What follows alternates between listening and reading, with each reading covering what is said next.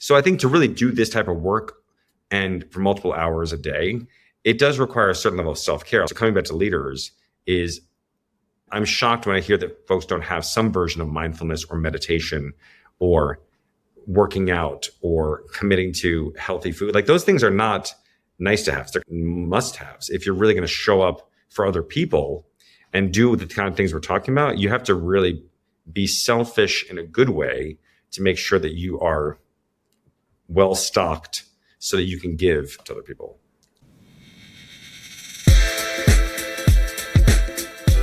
Welcome to 99 Humans. My name is Jeff Lakusta, curious coach and Wall Street Journal best-selling author, striving to understand how little things generate big impact. And I'm Nadia, Carta, tech executive and lifestyle coach with a mission to transform lives and corporations by kindling hearts to generate a zeal for life. Each week, we investigate stories about the human side of leadership to re-energize your spirit and help you become a stronger leader. Because the reality is that leadership is messy, goofy, challenging, but always human. Thanks for spending time with us today. Let's dive in. Thank you, Tom Burke, for being on 99 Humans today. Tom is a speech-language pathologist and voice coach. For more than 20 years, he's helped Broadway singers, Hollywood actors, coached TED Talkers, trained business leaders, and been featured on MTV Made, Good Morning America, Bravo TV. This is really scratching the surface because I know that you've also led retreats and you co-own and run the Burkestone estate. And honestly, the list seems to go on and on. Thank you so much for carving out time and joining today. Well, thank you for having me. I'm honored. I definitely want to hear more of your path. But being on 99 Humans, I really am curious to understand maybe a story or two from your experience working with leaders and folks in vulnerable moments who are in high pressure situations and call you for support on radiating confidence, radiating good storytelling, all the things that actually at 99 Humans, we're trying to get behind the scenes of that sometimes. And you're somebody who gets to see that every day. Could you tell me what that's like to be with someone and to see that vulnerability and then on stage to see them project that confidence? Great questions. I think, my father is a person that can kind of get interested in any topic. And so he has an ability to talk to anyone about anything, and he can hold space for other people to ramble through their big ideas. And he can genuinely get interested in someone else. Mm-hmm. And I think I learned this whole skill, even just by being a speech pathologist or being a voice coach. It kind of comes down to that central skill, which is creating a space for another person to ramble through their big ideas in a very imperfect way. And you help them clean that up in a way that can go back out in the world. Because I find that it's kind of lonely at the top for some folks. They reach a certain level in the organization and they lose the ability to have an objective person work with them. So oftentimes the people that work for these leaders won't be as candid as they need to really succeed and get to the next level of their career. So in addition to my dad, I was also inspired by this movie, The King's Speech. So good. So the speech pathologist was working with the king, and there was a seminal scene where the speech therapist said, "I have to call you Bertie, otherwise we can't work together." So Bertie was the king's nickname, and only the family. It's like it would be like calling Queen Elizabeth Lilibet or something, or Lizzie. And so, of course, the king was shocked. But it was about the relationship that has to happen behind the scenes. So outside, publicly facing, people can be fancy. But behind closed doors, or in my living room, where you are now, the goal is to be a close friend who can reflect back what they're hearing and create a space where people can be imperfect so you kind of get to the more perfect ideas. That is such a simplistic sounding idea. You create the space, but how do you actually do that? Because it feels to me like those genuine connections are getting harder to make in the world. And we could talk about that probably as a separate podcast episode, if that's true, what's leading to it. But obviously that's one of your incredible gifts that you're out there giving to the world and to your clients specifically when they hire you. What does it look like to go in and very intentionally say, I need to build a close relationship so that then we can get to the coaching and the actual, improvements. Yeah. I would say one is structural and one is sort of energetic. And what I mean by that, the structural stuff is that I tend to work in very longer sessions. So I really prefer to meet with someone over what I call a VIP day, where they come to the Hudson Valley and we set our intention over dinner of kind of what are the things we want to talk about, the deliverables that we'd like to achieve. And then we follow our intuition and spend many hours together. It could be going for a hike or going for ice cream or going for coffee or going for dinner. And along the way, we really get into the conversations. I think that's the biggest difference versus what's happening now because we can meet so easily online. It's awesome that we can meet so frequently and so easily, but sometimes the relationship can get very transactional and fast. And humans are not designed to do that. We're kind of built to sit around the campfire in the evening and talk and daydream together. And so structurally creating the conditions where someone can really get into the meat of something and ramble and play, that's one aspect of it. The more energetic side of it is I try to model a more playful way of being with these folks and remind them that they are still preschoolers or at the very minimum high schoolers still on the inside. Yeah. And so helping people tap into their sense of humor, their enthusiasm, what they would geek out on, what inspires them, really kind of getting into those questions in a more human way. And the ideas and the TED Talks and the performances come out of the clay in that way versus superimposing like this executive coaching framework or like this is the top 3 ways that you need to organize this talk. That is never how I've ever worked. It's always an art project that you figure out together. I love that because it feels very artistic to me to watch an incredible speaker on stage. But the process of becoming an incredible speaker, in my experience, is quite, textbooky, cold. And to hear that really the masters of this are bringing it back to that kind of artistic feel makes sense to me at that just base level because it's inspiring, it's energizing. You feel the feels from somebody who's really in their element doing it well. Yeah, one of the techniques I like to use for that is I call it the magic word method, which is essentially in the rambling, you look for where you naturally light up or where you already have a really clear, provocative idea. What moves you? And we use that as sort of to pull from the ball of yarn and unravel the idea together. So that's the best part. And I feel like that's a big difference than what happens in the corporate world because people are often looking to give feedback on what doesn't work, or they will interrupt people really quickly. Like, oh, let me stop you right there. I have a point about that.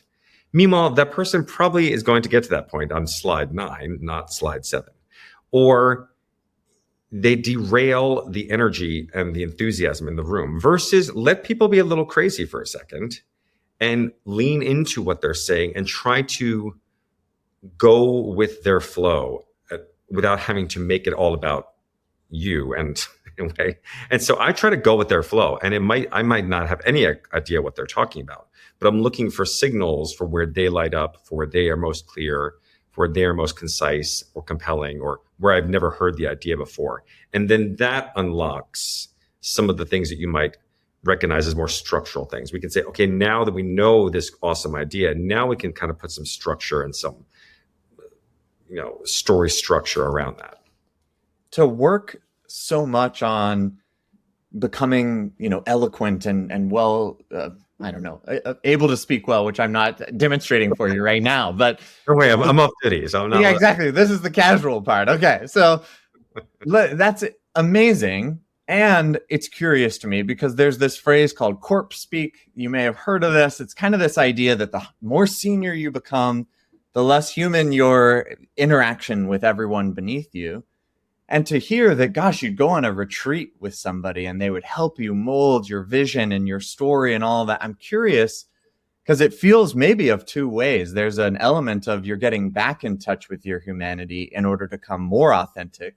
But you may have folks also look at that and go, oh, more curation. We're not getting the real. It's all this weekend retreat that we then see the output from. What's your take on that kind of piece of helping people be more themselves? Yeah, I tried to lean into what seems to be somewhat of a gendered conversation in that way, because in working with a variety of gendered folks, I find that there are certain camps of challenges that people experience.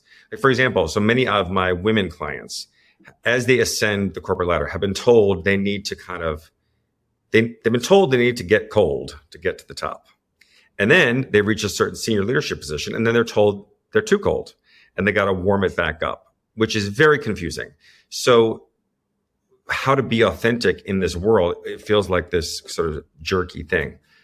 In the other way, many of my men clients will have been conditioned to be rather aggressive or abrasive or overly direct at the expense of EQ. So there's a certain level of your career where you have to really be empathetic and listen at a deeper level and stretch your imagination to use more poetic language and more visionary talk if you're really going to endear people to you. And so along the gender spectrum, people experience a variety of those differences. But let's say those are the two poles. And in both of those, people have been kind of conditioned or had their authenticity shut down.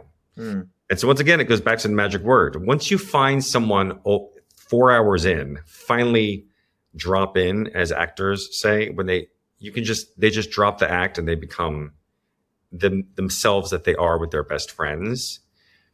If you can get them to do what they do on one-on-one in a one-to-many situation, that's power right there. And everyone that we love as stars, think of any pop star. Like, I love Pink. I always talk about Pink. Yep, me too. Lady Gaga, or they are who they are. If you saw them at Starbucks, that's who they are.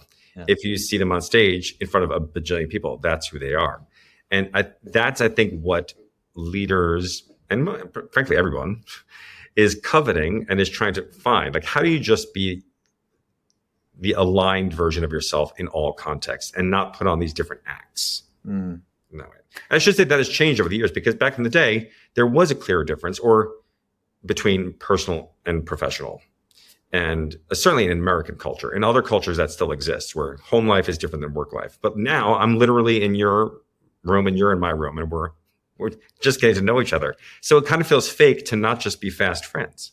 Yeah. Because like we're in this personal environment. I think that has been a big shift for people. Is like, how do we all just drop the act and talk straight? I love that. I think there's all like the classic YouTube videos, right, of people doing their important meetings and their kids rolling into the room or whatever. Like, well, this is what's actually happening. So it's just life. So just breathe into it and be real about it. And if you're comfortable with it, I think that also reads as authentically powerful. Just okay with everything. How did you find your way to knowing that this is what you wanted to do? Because it sounds like a lot of the gift you're crediting to, growing up, and your father was really good at this, and that has helped propel you. But did you always know that you wanted to do this? Because I didn't even know it was a thing. So I can't imagine that was true. It's a good question. I think it's multi-layered in that way. I think I always knew that I loved helping people with language and speech. I mean, honestly, since I was in kindergarten, because my sister loved to play teacher. I have two older sisters and a younger brother. And my oldest sister, Colleen, is 8 years older than me. And so she was in 8th grade when I was in kindergarten or something like that. So and she loved to play teacher. So I remember her teaching me to read. I was like 3 or 4 and reading the books. And so by the time I got to kindergarten, I was already able to read. And that was back in the day when like nowadays, I think that's late anyway. Like back in the day, that was still early. I don't have kids. I don't know. But yes, I think everyone brags about when their kid reads. Kindergarten, you're like already like have your PhD these days. Yeah. But that wasn't how it was 42 years ago. So my sister taught me to read. And I remember being in class, and I wouldn't obviously have articulated this as a 5-year-old, but I kind of knew that, I have something that someone else doesn't in the class. And the teacher would ask me to help some of the other kids with their letters or their words. And something about that made me feel bad in a good way.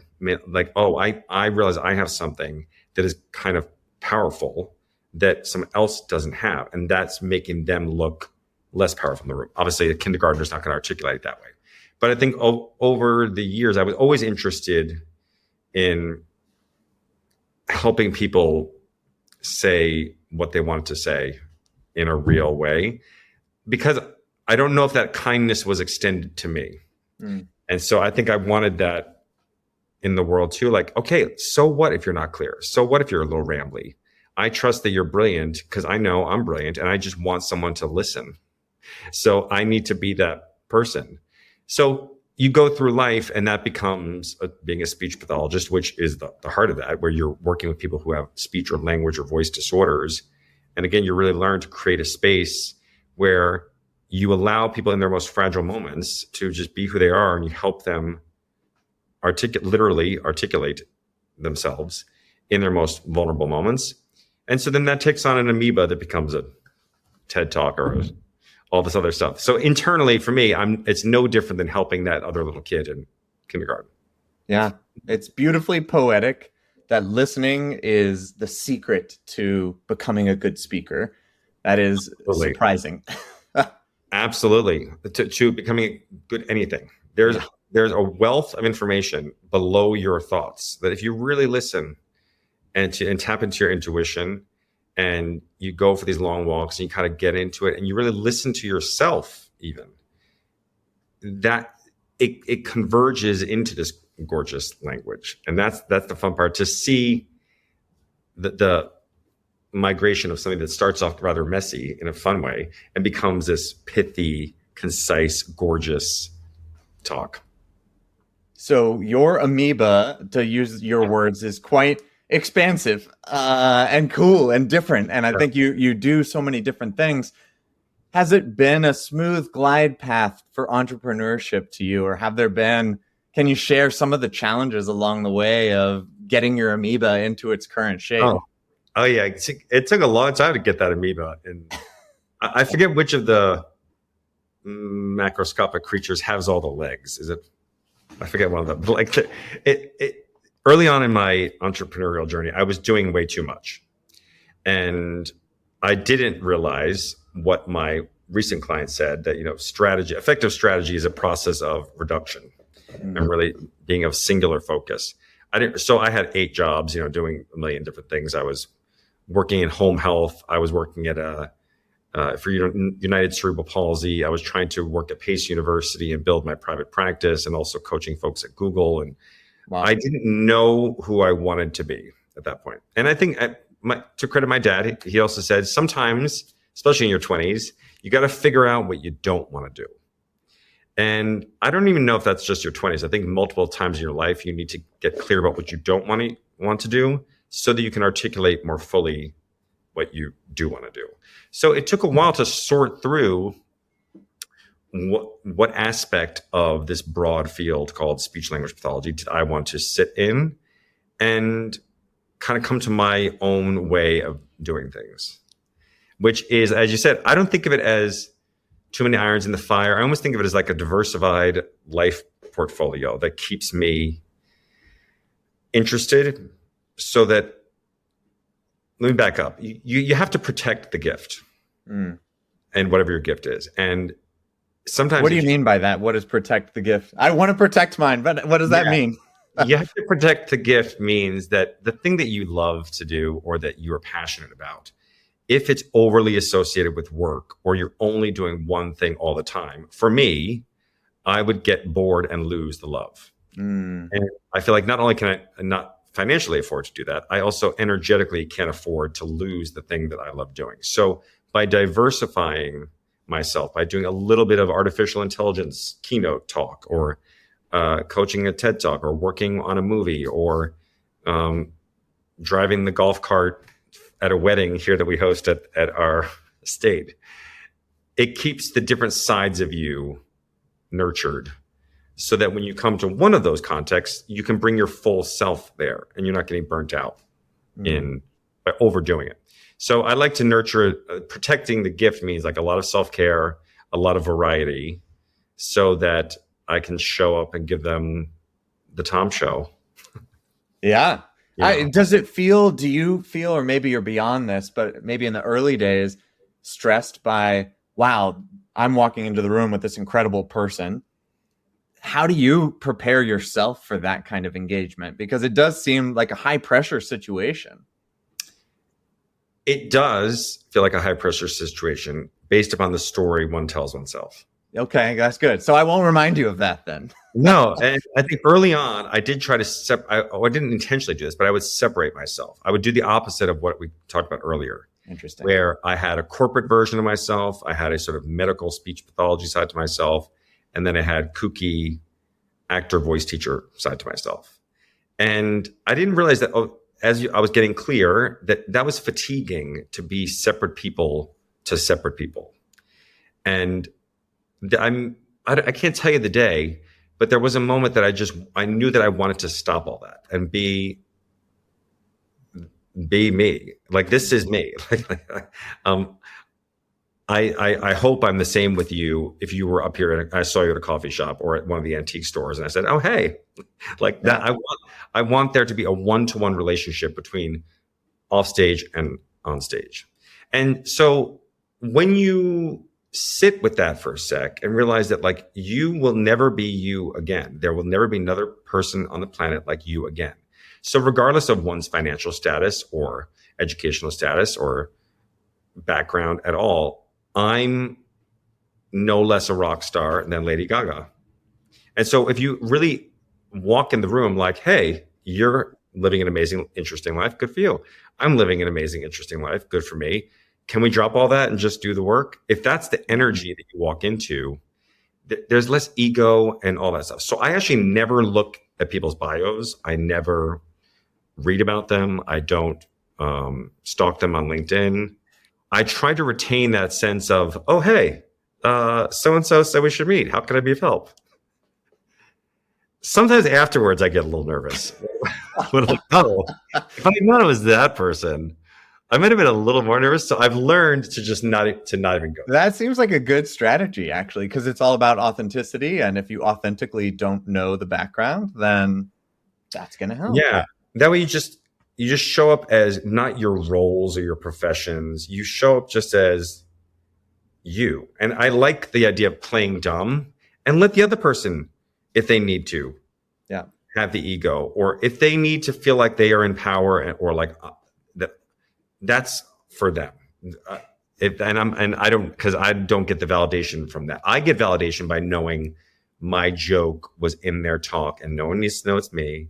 I get the validation by knowing that, like, when they put the vibrato on that part of the note in the show, I asked them to do that. That's how I get the validation. I actually don't need the public kudos in that way, but I like to know, like, I put that in there. You can see it because you know what it looked like before. I sprinkled that in there and no one else needs to know.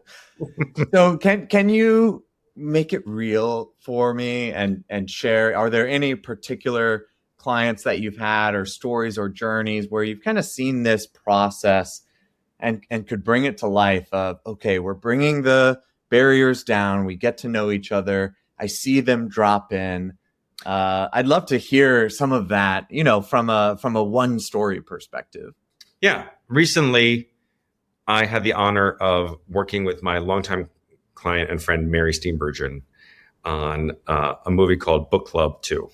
Mary invited me to work with the rest of the ladies on the team, which was Diane Keaton and Jane Fonda and Candice Bergen. Incredible. So, like, icons. And I had the good scaries because it was hard to not know them. Like, you knew the background. You couldn't avoid that. Yes. Hard to not know. But I said, you know what? I had to really, it would have been awkward, having known Mary and Ted, to not allow myself to be part of the family in that way. And so once again, I saw modeled that, wow, they are who they are. And that's what they're bringing in that's not a version of them on screen. Like, that's them. And so I was reminded once again that that's what it's like. And that's what people are endeared towards. And that's what kind of, people think is stardom, but I think is really just deep authenticity and a sort of joie de vivre. in that way. And so I've seen it in multiple places where even if I do get nervous, their modeling and their invitation to be authentic then brings that more out in me. Does that make sense? It does. It's incredibly encouraging to hear that the top of whatever the industry is are actually, they found their authenticity again. Yeah. Maybe we kind of lose it in the middle. It's possible, but really those folks who are out there, you're seeing behind the curtain, you go, yeah, that's what the secret is. The secret is that that's who they really are. Yeah. People, I think at the end of the day are thoroughly unfancy. Yeah. I think I always say that they're usual people in unusual circumstances. So those folks are in unusual circumstances compared to the other folks. But really, at the end of the day, they have families and worries and joys and fears and anxieties and kooky what do we call it? Kookiness that we all do. Yeah. Thank God, right? That's my reaction to that, is like, oh, okay, great. Like, it's not some secret. When you focus on the work, it's just like, let's get to work and let's play with each other. And I find that that's so when I'm coaching my clients on how to coach other folks, it is a lot about that. Like, hey, at the end of the day, it's about the work and and the spotlight is not on you. The spotlight is always on the client. Like, help them. And so it enables you to remove your ego from that way. Yeah. It's I think that is such a hard thing to remember. I am like a business coach, I guess, and got certified, and I love that. And I found my journey through hiring somebody that timed how long I talked in our like one-on-ones, and it was embarrassing. I'm like, okay, I need to go get a new skill because I'm not good at whatever that is. But remembering to put the spotlight on the other person. You said, I'm off the clock, which kind of makes me think of this, where like, if I'm not intentionally putting my coach hat on, it's not a regular way of being, for me at least. I don't find it an easy habit to just create the space and focus on the other person 24/7. It really takes intention and work and effort. And I'm curious do you find when you're on that that's an intention that you're bringing, or is this something that's bled into your everyday interactions with people too? These are great questions. Yeah. Thanks. They're like good, not easy in a way. I would say it is a lot about listening. And so when you're putting the spotlight on someone else, you are the audience member. And that helps you not feel compelled to interject or add stuff to it because of a place of like, we all have a little, especially after COVID. I mean, I'm not projecting on other folks, but I imagine there's like some of our social skills may have gone out the window. I know, like, is that the reason? I'm not sure that I can blame it on COVID, but when I go to a cocktail party or like when I, at a bar with friends, I've noticed my like small talk skills have gone out the window. Yeah. After COVID, and because I think that after COVID, you kind of want real relationships too. It was a big reminder of like who do you actually want in your life, and so the listening I think is the most important part, and not overriding the sort of social anxiety of like need to like jump in and offer like your point of view and like, oh yeah, I have a story about that too, and like steal thunder from someone else's moment. And if you really listen, you'll hear when is the right time to share, and you'll hear, but it's almost like listening to listen and not listening to respond, I think is the goal. Yeah, listen. That all sounds right, but is it easy for you? No, unless I'm taking care of myself. Yeah. And I used to struggle with anxiety a lot. And I think a lot of it was food related and sleep related and energy vampires and poor boundaries and not doing my own internal psychological and spiritual work. And so if I am in my high vibe self, it's easy in that way. Yeah. It's fun. It feels just the right way to be. But I can tell if I am tired, distracted, worried, anxious, I've had too much sugar, or drank too much the night before, if I'm not in the right spot, it's hard to not get all in your own stuff, So I think to really do this type of work and for multiple hours a day, it does require a certain level of self-care. Like, so coming back to leaders is I'm shocked when I hear that folks don't have some version of mindfulness or meditation or working out or committing to healthy food. Like, those things are not nice to have. They're kind of must haves. If you're really going to show up for other people and do the kind of things we're talking about, you have to really be selfish in a good way to make sure that you are well stocked so that you can give to other people. I love that so much. I think, honestly, like, we get the one vehicle and we're out on a drive, and if we don't take care of it, it's really hard to go the speeds that we want to go and do everything else. Tom, I could talk to you all day. Honestly, thank you. Thank you. As we approach ending, I'm curious, what are you most excited about that you're working on right now? I'm most excited about getting clear about the next iteration of the adventure. Nice. I think there is an expansion and a reduction phase to life. And as you mentioned, I was doing lots of cool things. I'm interested in joining those into one thing. And so thus far, my corporate speaker community and my singer community, those have been kind of isolated things. And I want them to come together because I think that those folks would learn a lot from each other.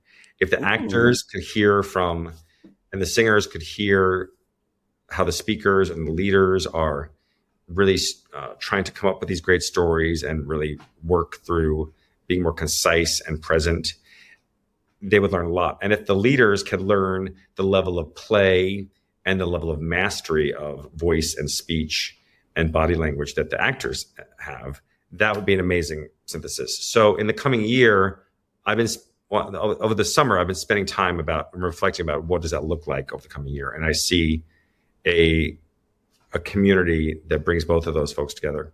That sounds incredible. Yeah, I don't know. I think the caliber of people you're talking about would not include, but to be in the room and get to hear from all that, that's amazing. Maybe you can bottle it up and publish a book or something, or you got a lot of interesting, angles here to add. Well, thank you. I really appreciate you inviting me to chat, and I've loved learning about you as well. Appreciate you just, putting yourself out there, not knowing the background, and just having a great conversation. So thank you very much. I am sure folks will want to connect after hearing this. Where can they find you? You can go to tomburkevoice.com and find out about my speaking services and my singing coaching services and the new community that'll be coming soon. Amazing. Fantastic. We'll put it in the show notes. Thanks again, Tom. So great to meet you. You too. Thanks, Chef. Nice to meet you. You too. Talk to you soon. Bye. Bye.